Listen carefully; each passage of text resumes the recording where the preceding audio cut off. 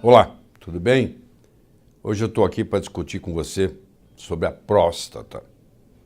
A próstata é uma glândula, por dentro dela passa a uretra. A próstata normal, no jovem, ela tem mais ou menos em torno de 20 gramas.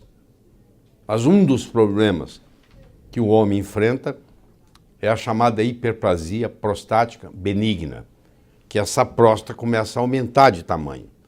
E como a hiperplasia prostática benigna, que é chamada de HPB, hiperplasia prostática benigna, a uretra está passando no meio da próstata e a hiperplasia ocorre de dentro para fora. Então, quando você tem um aumento no tamanho da próstata, você começa a ter problemas de micção, você começa a ter dificuldade para urinar.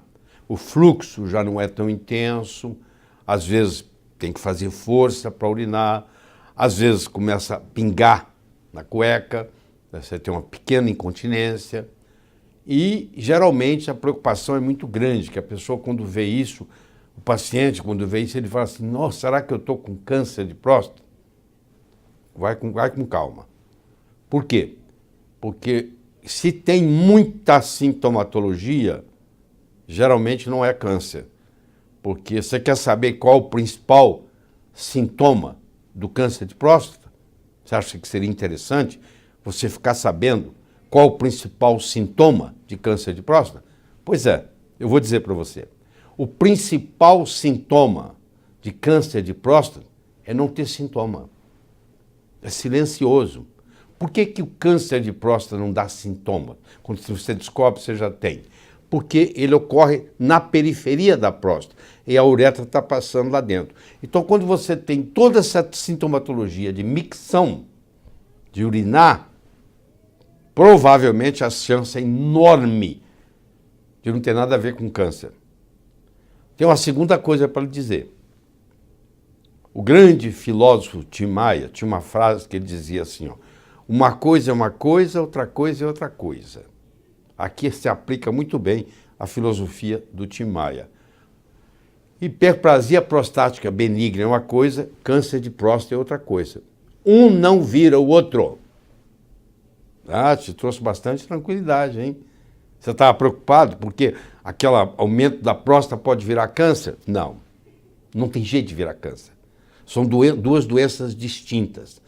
A hiperplasia prostática benigna ocorrendo do centro para a periferia e o câncer ocorrendo da periferia para o centro. São até localizações diferentes. Para você saber se isso está acontecendo, na hiperplasia prostática benigna, a sintomatologia aparece. Então, a sintomatologia da micção, a dificuldade para urinar, cada vez que você urina pouquinho, um pouquinho tem que urinar de novo, aí você tem às vezes que acordar à noite por causa disso, atrapalha profundamente seu sono, isso é um problema sério, porque se você levanta 2, 3, 4 vezes para urinar, você acaba não tendo naquela noite um sono reparador, isso vai repercutir em toda a sua saúde. A hiperplasia prostática benigna, ela chama benigna porque ela é benigna, do ponto de vista de próstata. Mas ela pode repercutir muito. Então, se isso está te incomodando tremendamente para dormir, você tem que checar com o seu médico se você pode tomar alguma coisa para que você não urine muito durante a noite. Existem substâncias alfa-bloqueadores, que o seu médico conhece muito bem, e que vão permitir você acumular mais na bexiga e só descarregar a bexiga na parte da manhã. Deixa eu falar para você agora de um exame que, na minha opinião, um dia vai sair do mercado, que se chama PSA, que é o antígeno prostático específico, que tem uma gradação, você pode ir de 0 a 4, de 4 a 10, acima de 10. Tem significados diferentes, mas nós não vamos entrar nessa conversa aqui.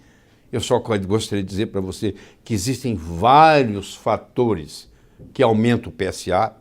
Por exemplo, se você cavalgar, fizer equitação, se você teve relação sexual, se você andou de bicicleta, se você fez uma ginástica intensa, se você correu uma maratona, tudo isso contribui para aumentar o PSA.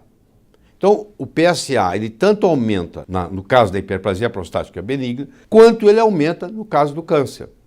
Então, geralmente, tem uma dificuldade. Ih, aumentado, será que é câncer? Será que não é? E a pessoa fica apavorada e começa a fazer biópsias.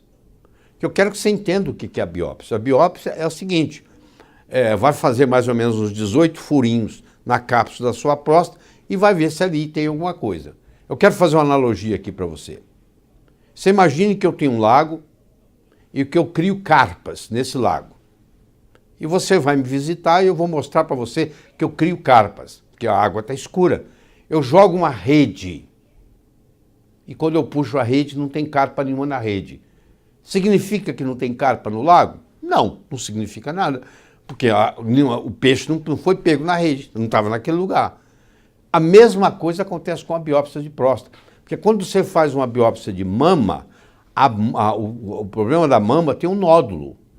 Você vai pela ultrassonografia e faz a biópsia no nódulo. Só que a próstata não tem nódulo. Então eu não tenho um parâmetro para dizer aqui que eu vou biopsiar. Eu vou fazer 18 biópsias, tem suas complicações.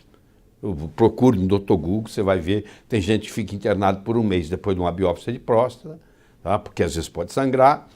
E quando vem negativo, não é garantido também que não tenha nada. Porque você jogou a rede, não pegou peixe, não significa que o lago não tenha peixe. Simplesmente o peixe não caiu na rede. Você fez a biópsia, mas se você está fazendo a biópsia de um lado e o câncer está do outro lado, você não vai pegar. Então você tem que levar isso em consideração na hora que você vai decidir se você quer ou não fazer a biópsia. E o problema maior do câncer de próstata, que a preocupação maior é a metástase, é espalhar. Tem estudos na literatura mostrando que a biópsia, furar a cápsula da próstata, contribui no processo de metástase. Mas deixa eu dar para você dois parâmetros importantes. Primeiro, que só 7% dos cânceres de próstata vão ter metástase. Então a chance de você morrer com ele, mas não por causa dele, é muito grande. Então uma pessoa que tem câncer de próstata, ela pode morrer com câncer de próstata, mas não por causa do câncer de próstata, porque a chance de metástase é de apenas 7%. Tanto é que nos países de primeiro mundo, quando passa dos 65 anos de idade, hoje a conduta é observar. Tem lugar, por exemplo, nos Estados Unidos, com mais de 70 anos não se opera mais. E já de 65 a 70 tem restrições muito grandes para operar, entendeu? Eventualmente, todo homem vai ter câncer de próstata. Eles têm estudos mostrando pacientes com 90 anos de idade ou mais, que morreram por outras causas, submetido à autópsia. Sabe quantos por cento tinha câncer de próstata? Com mais de 90 anos? 100%. Todos os pacientes que morreram com mais de 90 anos, por outras causas, quando feita a autópsia, quando estudado a próstata, tinha lá um câncer de próstata pequenininho lá guardado. Porque o câncer de próstata, ele leva 20 a 30 anos para evoluir. Então, se você foi diagnosticado com câncer de próstata hoje, significa que ano passado você já tinha ele, que ano retrasado você já tinha ele. Agora, eu pergunto para você, raciocina aqui comigo. Você é diagnosticado hoje com câncer de próstata, por que você tem que operar amanhã de manhã? Isso é uma coisa que levou 30 anos para chegar naquele ponto. Não é melhor você se preparar melhor para a cirurgia? Não é melhor você fazer uma alimentação apropriada, ter alguns dias para poder colocar sua vida em ordem, etc., do que amanhã de manhã tem que operar? Eu não entendo essa pressa, como muitos que estudam isso não entendem essa pressa. E o PSA, ele tanto ajuda quanto atrapalha, porque o PSA pode ajudar em você fazer um diagnóstico, mas muitas vezes tem nada a ver com nada. E existe o chamado PSA total e existe o chamado PSA livre. Conversa isso com o seu médico. Quanto maior for o percentual do PSA livre comparado com o PSA total, menor é a chance de ser câncer. Então eu posso ter um PSA de 12, mas se o PSA livre é 25%, por exemplo, isso é praticamente uma hiperplasia prostática benigna ou uma prostatite. Porque quem tem hiperplasia prostática benigna tem uma predisposição à prostatite. Então eu quero que você saiba disso. Uma doença não vira outra Hiperplasia prostática benigna é uma coisa, câncer de próstata é outra, uma coisa não vira a outra. Você tem que tomar muito cuidado quando você analisa o PSA, porque ele causa muito, nós chamamos de falso positivo. Se você tem mais de 65, 70 anos de idade, provavelmente observar é a melhor coisa, não vai operando assim.